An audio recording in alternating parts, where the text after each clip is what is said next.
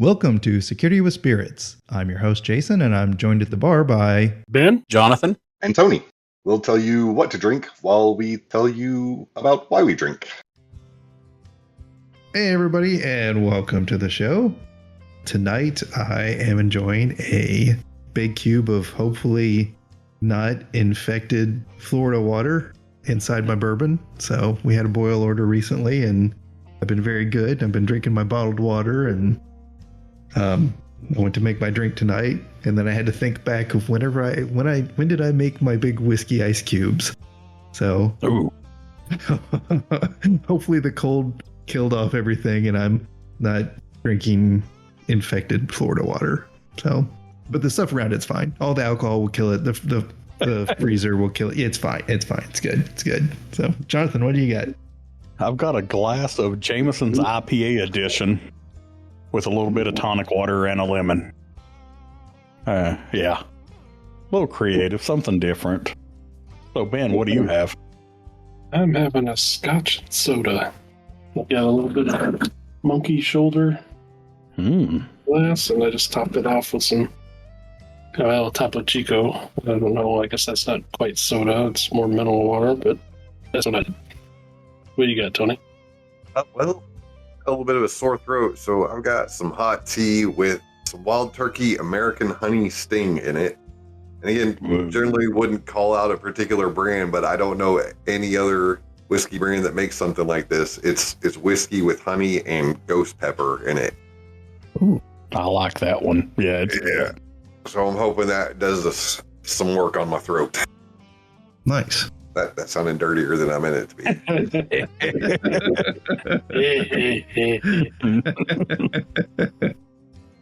Well, I think tonight we're all very tired, because that's what cybersecurity does. Is it doesn't stop. They just don't stop. So we're gonna do kind of a more relaxing topic. We're gonna do hobbies that get us away from the computer, but ultimately lead us back. A good example of that for myself, I can't believe I'm doing this again, but I've ordered another 3D printer, and it's one of those that, yes, I know I'll be staring at the computer all day and looking at 3D prints on all the sites that are available out there, and so I will be around the computer, but it's not doing cybersecurity stuff, right? So it's a break. It's a hobby away from work, sure. And I have big plans for the printer too. Oh man, it's gonna organize my life. It's gonna make everything better. It's gonna make the weather good. It's gonna uncontaminate the water. It's gonna boost my retirement savings. I'm just gonna print a bunch of middle fingers off of it. So what do you guys do to relax? It's funny you mention it. I just yesterday I've been doing some studying and had my head in a book, and so it's just kind of very, very draining. And whenever I went upstairs, and I was like, you know what? I'm just going to veg tonight. So I sat down around the couch and I turned on some video games, and that's all I did for about 5 hours. Sounds awesome. Nice. I just turned the brain off and just manipulated objects on the screen with the controller just to kind of wind it down. We also had some hectic weather lately, and so it was just kind of one of those things where it's like, you know what? I just don't feel like I need to accomplish anything right now. And does it help that it's like a console game? Because it's a different screen at least? Yeah, so I actually talked about this with I might have talked about it with you guys before, but people say, oh yeah, PC gaming is where it's at. PC gaming is, and obviously, yeah, like that is the best way to game, but sometimes you need the box of crayons. Yeah. And that's where just picking up a controller and hitting a power button that's all you need. Nothing fancy, no added stuff running in the background or whatever. Just something that totally hones you in, and that's all you deal with. And I really think like if you need to get away from the computer, I think that consoles are dumb enough that they don't count. So you're trying to relax. So like myself, like I used to be a gamer, and the more difficult the game, the better. Like bring it. Like oh boy, it's gonna show my age. Like Quake 3 Ultra Nightmare or whatever it was, like just highest setting, like fill the room with bots, like let's go. Like that was my relaxing. And and anymore, I turned on a game of like whatever it was, like Tony Hawk's Pro Golfer. Yes. It was I turned on some golf game the other. I love Tony Hawk, by the way. The Tony Hawk 2, whenever it came out, I had Yes. it, and I still play the snot out of that game. But I threw on a golf game, and man, that got me all worked up. So do you play like do you play at more of a relaxed level now, or are you still looking for those like hardcore challenging games? That's interesting question. Usually, like it depends on the game I played was a Radiant Silvergun, which is a shoot 'em up. It's you're a jet and you're flying and shooting everything on the screen. And that game's not easy, but it doesn't tax you. It like the focus. I guess that was the key. Is like it made me focus on just that, so I didn't have to think about anything else. And I just was what gun to use and where to move not to get hit and stuff. So I was just that over and over and over again. So I see that like when you're talking about Quake 3, like you're staring through your crosshair and just looking for anything that moves, running around, running your laps and everything. Yeah, like that's the kind of game that I think leads to that relaxation, is where it's not necessarily taxing to think about what you have to do or anything like that. You just focus on achieve one objective over and over and over again. That's like my go-to is Grand Theft Auto.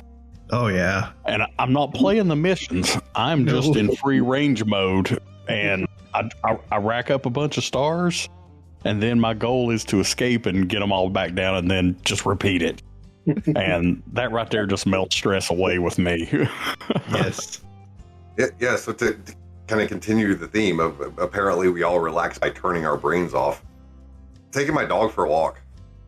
Ooh. And originally started kind of doing it for fitness because he needs to walk, but what really changed it for me and made it a more relaxing meditative thing was when and this is how I can relate it back to cybersecurity, in studying behavior, learned that dogs, when they stop and smell something, they get that same hit of those like feel good hormones like oxytocin and dopamine that we get like at our best moments, like when we're in love.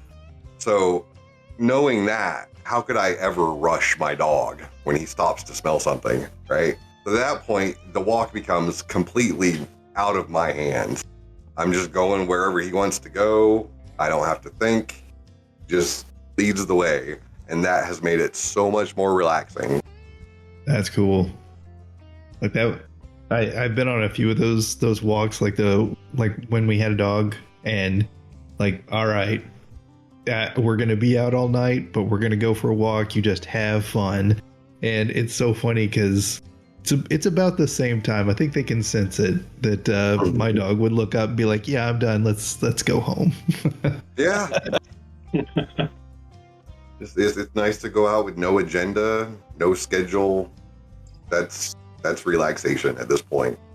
Yeah, I know it's horrible, and I can't really do it. I guess I can, but I know it's horrible for you. But just laying out by the pool, man, that's doing nothing. That's right. I mean, not even horrible for you. That gets you some vitamin D. You need that. Yeah.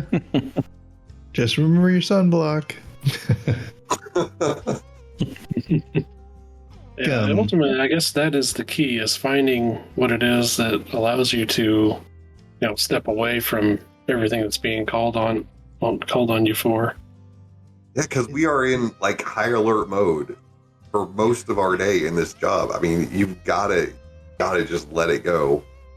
Yeah, definitely. And I know we talk a lot on the previous episodes and stuff, and it is a good thing, and you need to, home labbing is great. And there are times that I just that's what I want to do. I just want a home lab, and I just that's it. I just want to geek out to it. And then there are times you just gotta step away.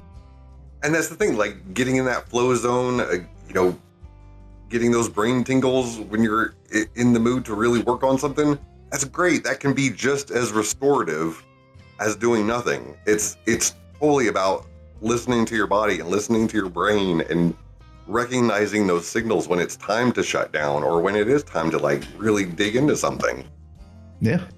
One of the things that I do, and I started it up just kind of jokingly years and years ago, but it was, I love the movie The Big Lebowski, and I would have the dude days. So, and I would grab my family, and I'm like, all right, get ready, because this Saturday is going to be a dude day, and pretty much just hang out in my pajamas, drink White Russians, no electronics. I don't turn off the cell phone, get that away from me. This aggression will not stand, man. Yeah, just kind of spiral out of control a little bit and just be like, yeah. Those are nice. Those are nice. Can't have them too often, but those are nice.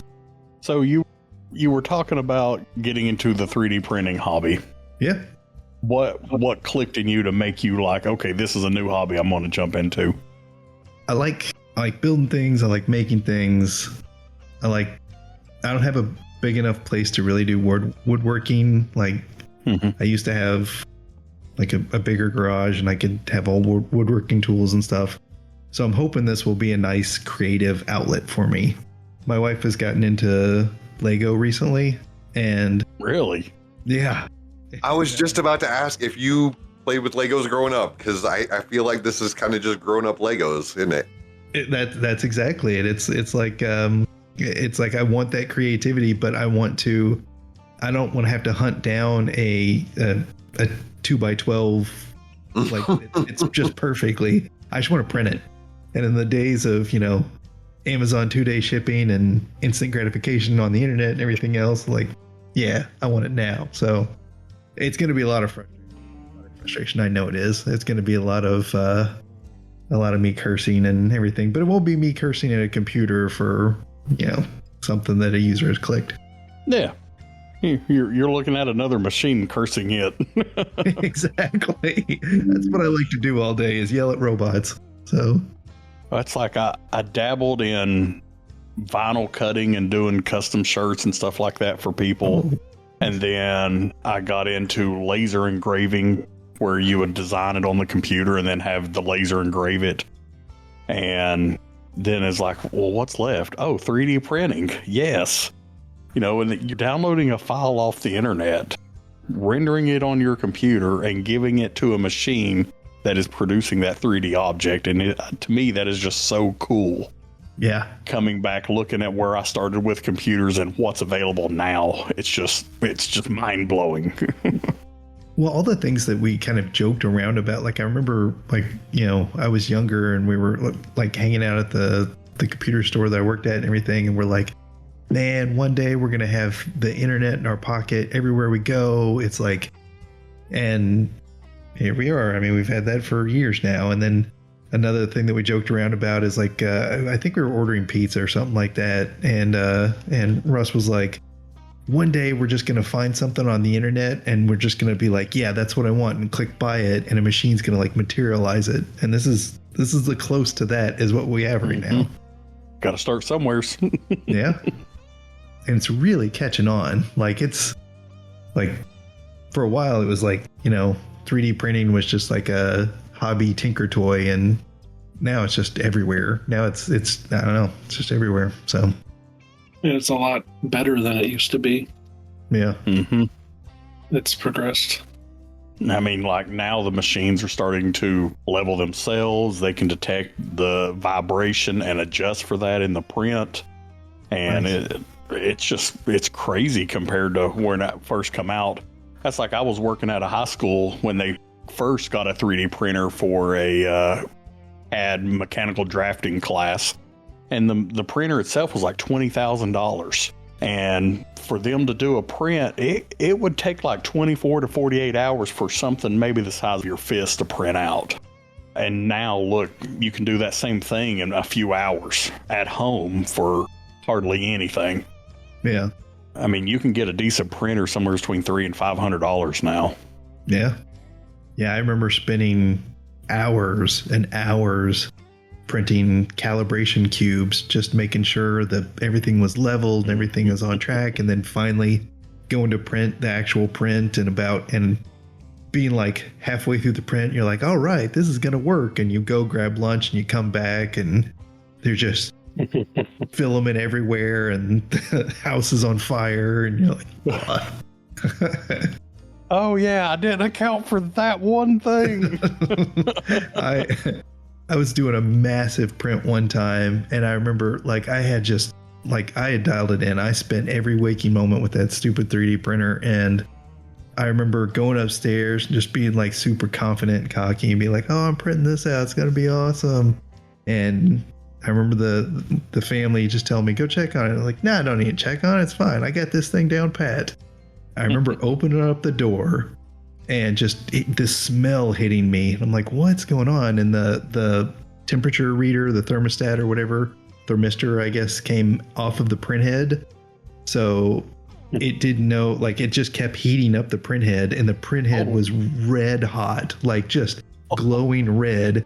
And it was still just shoving filament through there and just like splattering it everywhere. Oh, it was horrible. Oh my. It was so bad. We'll see. Yep. See how long it takes for me to throw this one on eBay. How about any, like, golf is another one that I used to love quite a bit, and I've been picking it back up and trying to get out there, and it's one that's, you know, I mentioned earlier that just playing the video game got my blood boiling a little bit, but actually being out and playing golf, I don't get those feelings. Like if I have a bad swing or something, I'll be like, oof, I did this, I'll fix it, it'll be fine. Any outdoor activities? Yeah, I've picked up disc golf in the past year. I've enjoyed that. Right. Yeah, same kind of thing. You know, you don't take it too seriously. It's disc golf. Yeah, you miss it, you just go pick it up and go. Yeah. I just got so frustrated. I kept swinging my club and I could never hit that disc. So yeah, I like golf. I like, you know, walking the course and everything. And don't walk it a lot because trying to find the ball. This was a long time ago, but I remember Ben and I, we would play a ton of golf. We were always out there, and we decided one time that we were going to play nighttime golf. We're like, how's that going to work? So I think we buy like glow in the dark balls thinking that would work, and we hit the first one. And we're like, this is not going to work at all. Yeah. I don't know. We can barely find our ball in the daytime. I don't know how that's going to work. So instead, we would hit the ball, and we'd all get really quiet and listen. Be like, okay, we think it was over there. And yeah, it took us a few holes before we decided we're just going to drink. Oh my gosh, that was such a disaster. I can't remember what hole. I think it was like the second hole. Maybe it was on the front 9, and it was a pretty quiet spot back there. And I remember hitting the ball and like hearing the thump as it landed, and I'm like, whoa, awesome. Like, this is going to be easier than we thought. Nah. Yeah, once it starts getting the tall grass or, you know, around hazards. Yeah. All right. Well, thanks for hanging out on this very chill episode. Hope you enjoyed listening to some things we do when we're not fighting those malicious actors and, you know, people clicking random stuff. So come back next time when we'll be fully relaxed from our hobbies and have some interesting cybersecurity topics to talk about. Until then, this is Jason. This has been Jonathan. Tony. See y'all later. Bye. Bye.